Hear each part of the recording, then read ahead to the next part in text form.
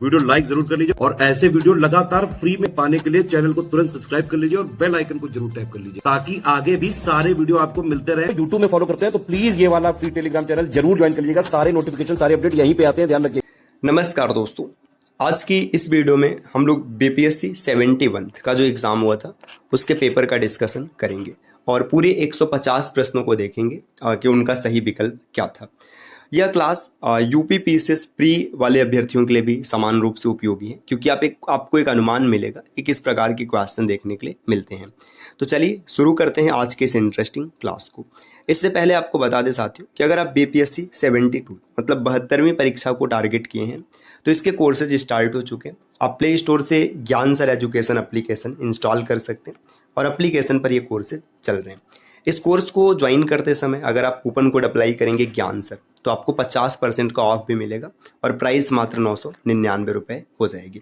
इसमें आपको कंप्लीट एकदम जीरो लेवल से लेके हाई लेवल तक का पूरा study material, recorded classes, PDF notes सब कुछ मिलेगा और इसकी वैलिडिटी एग्जाम तक होगी। ऐसा नहीं है कि 12 महीने, 6 महीने, 8 महीने, भाई जब तक आपका एग्जाम नहीं होगा तब तक आप इसका इस्तेमाल कर पाएंगे। चलिए अब बढ़ते हैं आगे अपने क्लास की ओर। तो देखिए, अच्छा आप पढ़ाई करेंगे तो आपको टेस्ट भी देना होगा। तो टेस्ट आप कैसे देंगे? तो टेस्ट देने के लिए आप क्या कर सकते हैं, ये टेस्ट सीरीज को ज्वाइन कर सकते हैं। प्राइस है मात्र 499 रुपये। तरीका वही होगा, प्ले स्टोर से एप्लीकेशन इंस्टॉल करना है और कोर्स को ज्वाइन करना है। या फिर अगर आप अतिरिक्त जानकारी प्राप्त करना चाहते हैं तो आप इनमें से किसी भी नंबर पर कॉल या व्हाट्सअप करके भी चीज़ों को देख सकते हैं। ये ज्ञान सर का व्हाट्सअप नंबर है, आप यहाँ से व्हाट्सअप के माध्यम से भी जानकारी ले सकते हैं। चलिए अब बढ़ते हैं अपने क्लास पर। देखिए, ये जो पीडीएफ इसमें आंसर सब पहले से ठीक है तो आप चीज़ों को आसानी से देख सकते हैं। UNDP United Nation development programme की मानव विकास सूचकांक जो ह्यूमन डेवलपमेंट इंडेक्स होता है एचडीआई रिपोर्ट 2025 के अनुसार भारत में जीवन प्रत्याशा 1990 के 58.6 वर्ष से थी, अब 2023 में कितनी हो गई? देखिए, जीवन प्रत्याशा जो 1990 में 58.6 वर्ष था, ये 2023 में बढ़ के 72 वर्ष हो गया। तो ऑप्शन ए इसका सही उत्तर हो जाएगा। दूसरा प्रश्न दिया, फरवरी 2025 में एआई एक्शन समिट किस शहर में आयोजित किया गया था? तो एआई एक्शन समिट ये पेरिस में आयोजित हुआ था। तो विकल्प बी इसका सही उत्तर हो जाएगा। यहाँ पर हम लोग सिर्फ सही ऑप्शन को देखते हुए चलेंगे और विस्तार से हम लोग अलग क्लास में इसका डिस्कशन करेंगे। जो 96 अकादमी पुरस्कार 2024 में एमा स्टोन को किस फिल्म में मुख्य भूमिका के लिए ऑस्कर मिला था? तो पुअर थिंग्स नाम की मूवी थी जिसके लिए इन्हें ऑस्कर अवार्ड मिला है। प्रश्न संख्या 4 दिया है, किस गुजराती फिल्म ने 17वें राष्ट्रीय फिल्म पुरस्कार में राष्ट्रीय, सामाजिक और पर्यावरणीय मूल्यों को बढ़ावा देने के लिए सर्वश्रेष्ठ फीचर फिल्म का पुरस्कार जीता? तो मूवी का नाम है कच्छ एक्सप्रेस। ऑप्शन सी इसमें सही हो जाता। अगला प्रश्न दिया है, निम्नलिखित में से किस व्यक्ति या संगठन को 2024 का रेमन मैग्सेसे पुरस्कार प्राप्त मिला था? तो इसमें से कोई मतलब देखिए यहाँ पे दिया उपरोक्त में से एक से अधिक लोग थे जिनको मिला है। प्रश्न संख्या 6वां, आकाश तीर के बारे में निम्नलिखित में से कौन सा कथन सही है? तो एक से अधिक कथन, इसमें जो है एक से अधिक कथन सही है। प्रश्न संख्या 7 दिया है, निम्नलिखित में से कौन सा रक्षा प्लेटफॉर्म मेक इन इंडिया पहल के तहत भारत की स्वदेशी सैन्य प्रणाली का हिस्सा है? तो इसमें भारत की स्वदेशी सैन्य प्रणाली का हिस्सा, इसमें से भी एक से ज़्यादा हो जाएगा।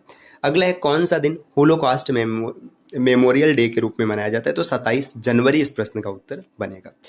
आगे देखिए, यहाँ पर दिया बानू मुश्ताक की किस पुस्तक को 2025 का अंतर्राष्ट्रीय बुकर पुरस्कार मिला है? तो हार्ट लैम्प ये मूवी ये बुक है जिसके लिए इनको पुरस्कार मिला है। अगला प्रश्न है, सिंधु जल संधि के अनुसार 3 पूर्वी नदियां भारत को आवंटित की गई जिसमें से कौन उसमें शामिल नहीं है? देखिए, सिंधु जल संबंधी जो मतलब संधि है इसके अनुसार झेलम ये पाकिस्तान को मिला हुआ है, ये भारत इसमें नहीं है ना। चलिए अब आगे बढ़ेंगे, अगले प्रश्न पर आते हैं। नेक्स्ट 10 नंबर का क्वेश्चन दिया, यूएनडीपी मतलब यूनाइटेड नेशन डेवलपमेंट प्रोग्राम द्वारा विकसित क्षमता गरीबी माप के बारे में निम्नलिखित में से कौन सा कथन सही है? तो देखिए यहाँ पर ये कौन सा कथन सही है? पहला कथन दिया है, सीपीएम में स्वास्थ्य और पोषण की कमी के प्रतिनिधि के रूप में बाल कुपोषण को शामिल किया गया, बिल्कुल सही है। शिक्षा और ज्ञान के अभाव को दर्शाने के लिए महिला निरक्षरता को भी शामिल किया गया, ये भी सही है। एक पुरुष निरक्षरता को क्षमता गरीबी का एक प्रमुख संकेतक माना जाता है, तो ये नहीं सही है। तो ऑप्शन यहाँ पे पहला और दूसरा सही है, आप ऑप्शन को देख सकते हैं। आगे बढ़ते हैं, अगले प्रश्न पर आते हैं। नेक्स्ट यहाँ पर दिया गया 12 नंबर का, निम्नलिखित में से कौन सी वस्तु अप्रैल से सितंबर 2024-25 के दौरान भारत के निर्यात की शीर्ष 10 प्रमुख वस्तुओं में से नहीं है? तो बासमती चावल इसमें नहीं होगा। यहाँ पर डायरेक्ट ऑप्शन, जैसे आपने एग्जाम दिया तो सीधा सीधा आप ऑप्शन को मैच कीजिए।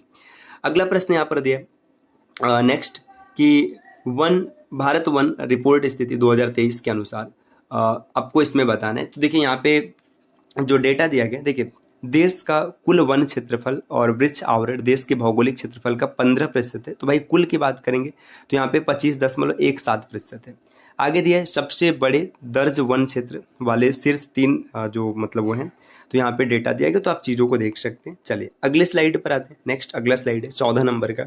2023 में वैश्विक सेवाओं के निर्यात में निम्नलिखित में से किस देश में भारत की सबसे अधिक मतलब अधिक हिस्सेदारी रही थी? तो आयरलैंड में था।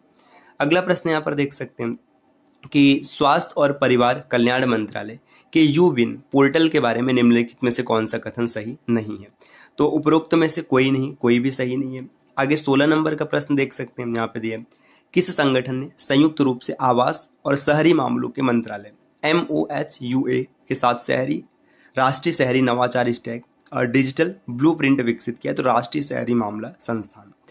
क्वेश्चन नंबर 17 दिया 31 अक्टूबर 2024 तक भारतमाला परियोजना के तहत किस राज्य में सबसे अधिक सड़क निर्मित की गई? तो राजस्थान में। भारतमाला परियोजना जो चल रहा है इसके तहत सबसे अधिक सड़क निर्मित किया गया राजस्थान में।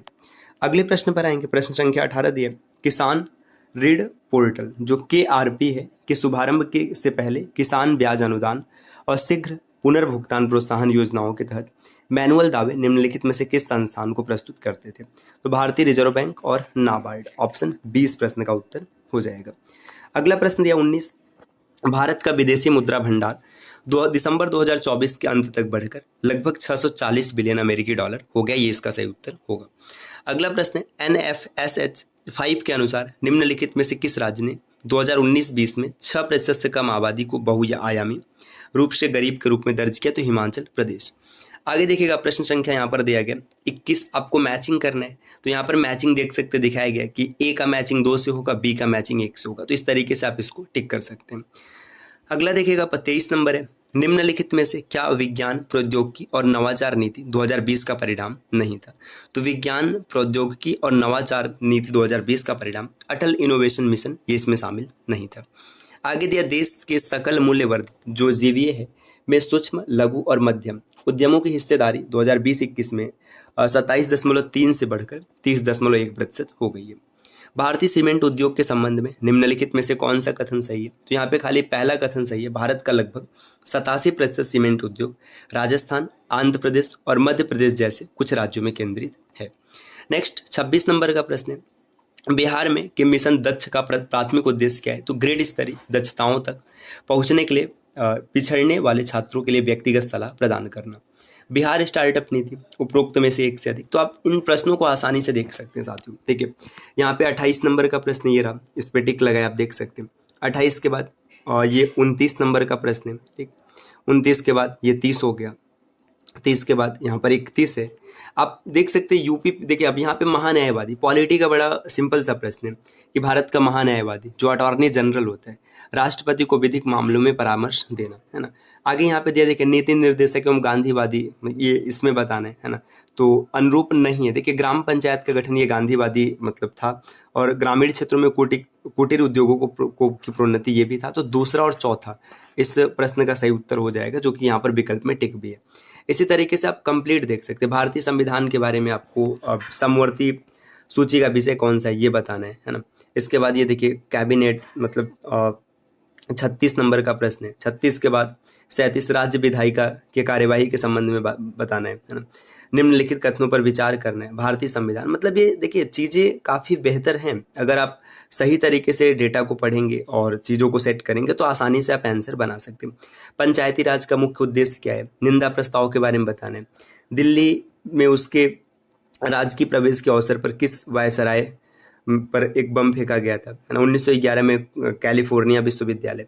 अगर आपने स्टडी फॉर सिविल सर्विसेज के स्टडी मटेरियल को पढ़ा हुआ है द यंग इंडिया, काफ़ी मतलब वो है महात्मा गांधी ने मतलब इसे प्रारंभ किया था, है ना। सुरक्षा वाल्व देखिए यहाँ पे बताया जा रहा है कांग्रेस के किस भारतीय नेता ने प्रथम बार उदारवादियों पर सुरक्षित वाल्व सिद्धांत के प्रयोग करने का वो लगाया था? तो बाल गंगाधर तिलक, है ना। मैजिनॉट रेखा ये फ्रांस और जर्मनी के बीच में।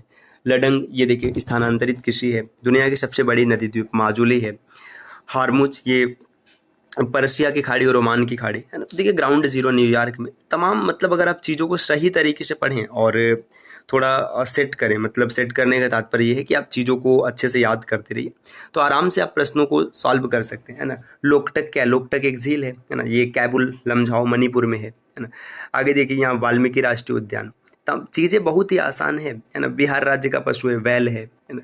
समशीतोष्ण अनुसंधान शिमला में है। कान्हा नेशनल पार्क एमपी में है। बिहार में नालंदा का जो पुनर्स्थापना 2014 में किया गया है। तो आप आराम से चीज़ों को सेट कर सकते हैं। बस इसके लिए पता है क्या करना है आपको? प्ले स्टोर से ज्ञान सर एजुकेशन एप्लीकेशन इंस्टॉल करना है और इंस्टॉल करके आपको कोर्स ज्वाइन करना है। आप इन सब क्वेश्चन को मतलब देख लीजिए कि आपका कितना सही है, और 150 में से कितने प्रश्न आपके सही बने आप कमेंट करके बताइएगा ज़रूर।